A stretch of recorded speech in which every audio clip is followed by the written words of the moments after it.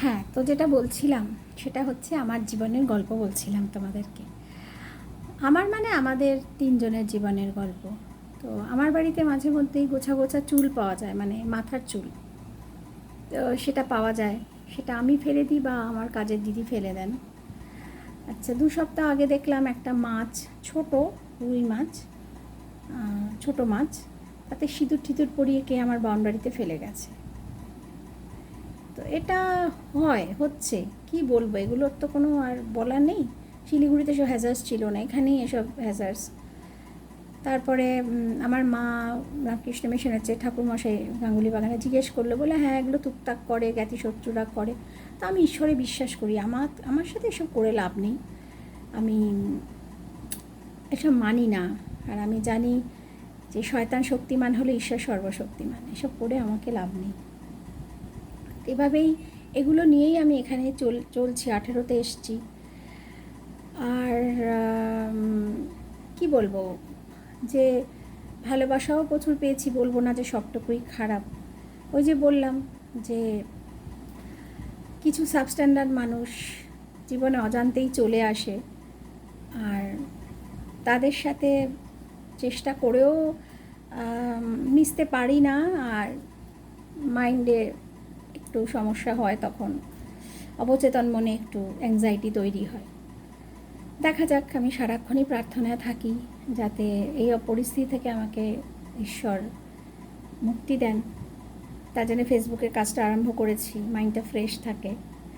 আর তোমরা প্রচুর বন্ধু হয়েছো, প্রচুর নতুন বন্ধু হয়েছো আমার জীবনে, ভীষণ ভালো লাগছে।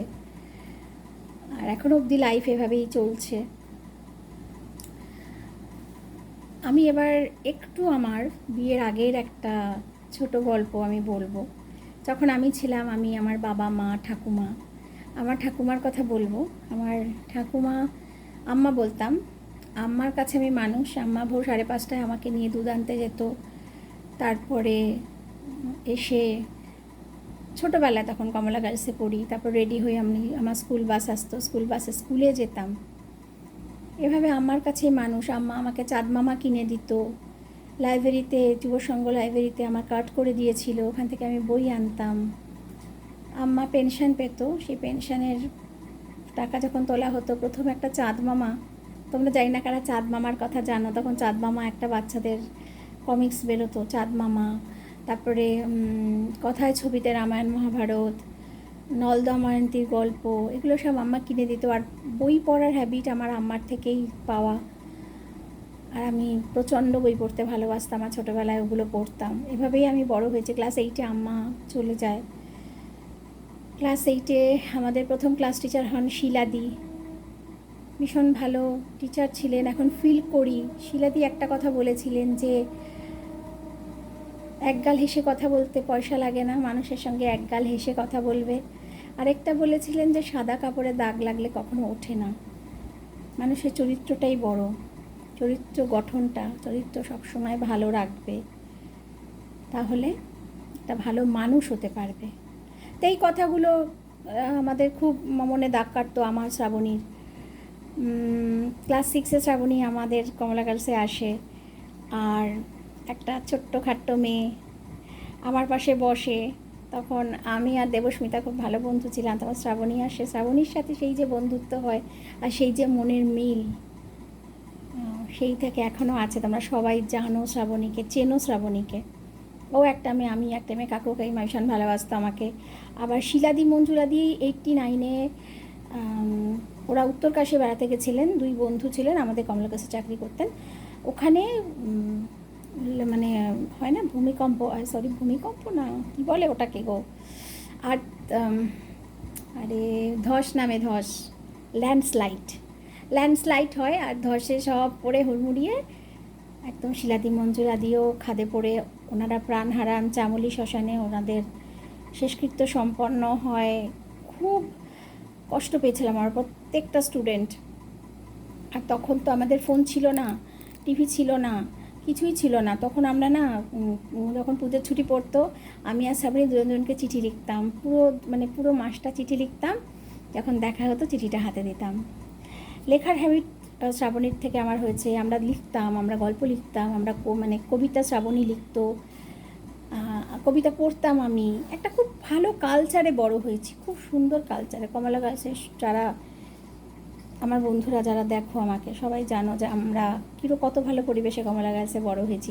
আর কমলা গার্লসে জানো তো 45-এ পাস ছিল, ক্লাস 8 অবধি 45-এ পাস ছিল। 44 পেলেও আমাদের ফেল করিয়ে দিত, একটা সাবজেক্টে ফেল করলে ফেল। ভীষণ মানে স্ট্রিক্ট স্কুল কমলা গার্লস, সবাই জানো।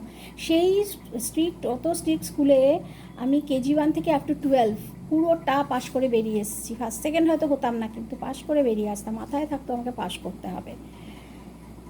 আর আমি শ্রাবণী, আর অনেক অনেক ছোটো ছোটো ঘটনা ছিল। আমি ভীষণ অঙ্কের কাছে ছিলাম। আমাদের ক্লাস টিচার দীপ্তিদি ছিলেন, খুব সম্ভবত ক্লাস 9-এ না ক্লাস 7-এ।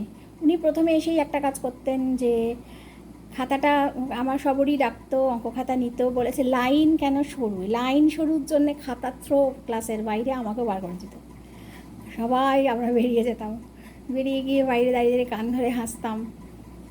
মজার সময় ছিল, আমার স্কুল লাইফটা ভীষণ ভালো কেটেছে। তখন হয়তো কোনো টিচার যাচ্ছে আর বলতো যে শাস্তি পেয়েও হাসতে দাঁত বার করে। একবার মনে আছে, বন্দনা দিয়ে আমাদের হেডমিস্ট্রেস, উনি আমাদের পুরো ক্লাস 12-এ ক্লাস 5-এর সামনে কান ধরে দাঁড় করে দিয়েছিলেন। আর কমলা গাছে প্রতিদিন পড়া ধরা হতো, আমরা পড়াশোনা করতাম না। 3 দিন না পড়া না পারলে গার্জিয়ান কল, আর মাকে ডাকলে তো মা উদম পিটোতো। এইভাবে আমরা খুব মজা করে স্কুল লাইফ কাটিয়েছি। তো স্কুল লাইফ কাটানোর পরে আমরা কলেজে উঠেছি। কলেজের first year, Muralidhar girls college, political science honours. Srabani Shibnath Shastri. শ্রাবণীর কলেজ শুরু হতো 5:30 ভোর, ওর শেষ হতো, আমার শুরু হতো। আর ও কলেজ থেকে বেরিয়ে, গোলপার্কে একই জায়গায় তো, ও কলেজ থেকে বেরিয়ে আমার কলেজে আসতো। আমি কলেজে ঢুকবো তার আগে একটু গল্প করে ও চলে যেত, আমিও, ও বাড়ি চলে যেত, আমি কলেজে ঢুকে যেতাম। 2:15 আগে মুরলীধর গার্লস কলেজ আমাদের ছাড়তো না, 2:15 ছাড়তো। তা কলেজে ঢুকে আমার একটা মজা হয়েছে আমার জীবনে। অসুস্থ মানসিকতার মেয়ে তো নই, প্রেম তো আসবেই। সেই প্রেম নিয়েই তোমাদের পরের ভাগে বলবো কেমন ছিল আমার প্রেম।